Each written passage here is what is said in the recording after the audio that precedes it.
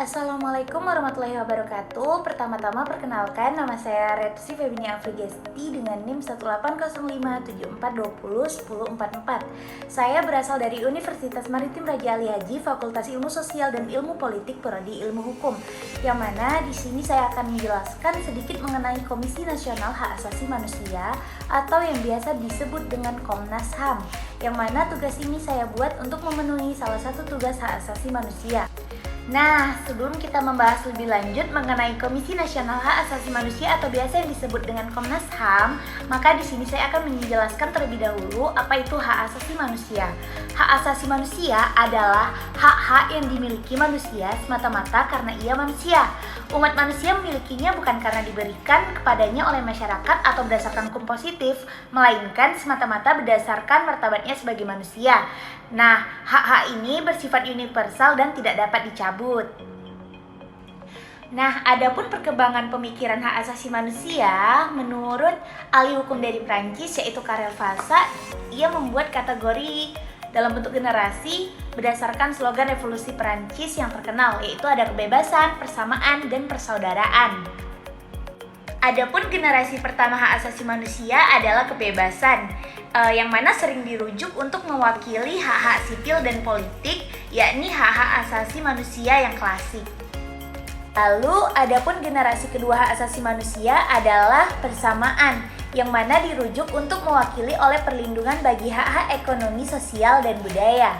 Nah, adapun generasi ketiga hak asasi manusia adalah persaudaraan, yang mana dirujuk mewakili oleh tuntutan atas hak solidaritas atau hak bersama. Selanjutnya, saya akan membahas mengenai apa itu Komisi Nasional Hak Asasi Manusia atau biasa yang disebut dengan Komnas HAM. Komnas HAM adalah lembaga mandiri yang kedudukannya setingkat dengan lembaga negara lainnya yang berfungsi melaksanakan pengkajian, penelitian, penyuluhan, pemantauan, dan mediasi hak asasi manusia. Yang mana hal ini disebutkan di pasal 1 Undang-Undang Nomor 39 Tahun 1999 tentang hak asasi manusia. Nah, kapan sih Komnas HAM ini didirikan? Pada awalnya Komnas HAM ini didirikan dengan keputusan Presiden nomor 50 tahun 1993 tentang Komisi Nasional Hak Asasi Manusia. Sejak 1999, keberadaan Komnas HAM didasarkan pada undang-undang, yakni Undang-Undang Nomor 39 tahun 1999 yang juga menetapkan keberadaan, tujuan, fungsi, keanggotaan, asas, kelengkapan, serta tugas dan wewenang Komnas HAM tersebut. Nah, yang mana berdasarkan Undang-Undang Nomor 26 Tahun 2000 tentang Pengadilan Hak Asasi Manusia, Komnas HAM adalah lembaga yang berwenang menyelidiki pelanggaran hak asasi manusia yang berat. Yang mana dalam melakukan penyelidikan ini, Komnas HAM dapat membentuk tim ad hoc yang terdiri atas Komisi Nasional Hak Asasi Manusia dan unsur masyarakat. Namun selanjutnya adapun Komnas HAM berdasarkan Undang-Undang Nomor 40 Tahun 2008 tentang penghapusan diskriminasi ras dan etnis mendapatkan tambahan kewenangan berupa pengawasan, yang mana pengawasan adalah serangkaian tindakan yang dilakukan oleh Komnas HAM dengan maksud untuk mengevaluasi kebijakan pemerintah baik pusat maupun daerah yang dilakukan secara berkala. Nah, sudah berapa kali sih Komnas HAM ini mengalami periodisasi keanggotaannya?